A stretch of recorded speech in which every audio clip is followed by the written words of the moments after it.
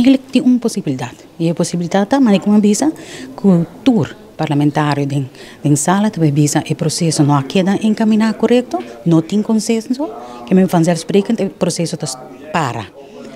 Eu pergunta tá Kiko também toma lugar. Porta, também se treca terug e tá como se processo de novo.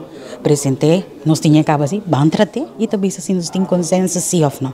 De parte de nós logicamente não tem, nós tem hope preocupação para o que te trata certo ponto de lei aqui, vooral e exit bepaling ta uno, de dois norma nan que tá hincada em lei aqui, e trato desigual e antidemocrático que nós tá sentindo que tem em lei, e me te quer é de ponto hope principal, e matriz aqui da minha comissão, como estava também. Nós também hincamos mês de Rijkswet de supervisão financeira, mientras claramente nos colegas não dizem nada. Claramente nos colegas não dizem que o Rijkswet aqui não beneficia no país. Não somente é norma não benefício, mas também atranca no desenvolvimento econômico e social. Agora, se tem conselho, a base de evolução, que avisa que não funcionava não. De como nós temos que Bible de Essa é a primeira pergunta.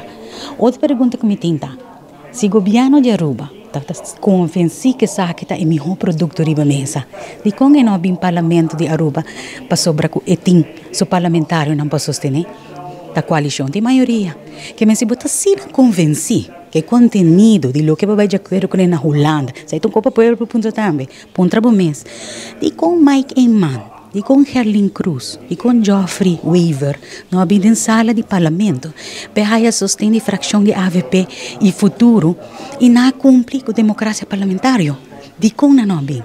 Pensava bom, só a mim te quer, desde princípio, a AVP não está de acordo com o Brexit, desde princípio não está para como partido grande também para autonomia, não também está para contra o processo que encaminhar o corro a vira underlinge regeling a coalição tem tranquilidade, não está aceitar o caminho de entrevista.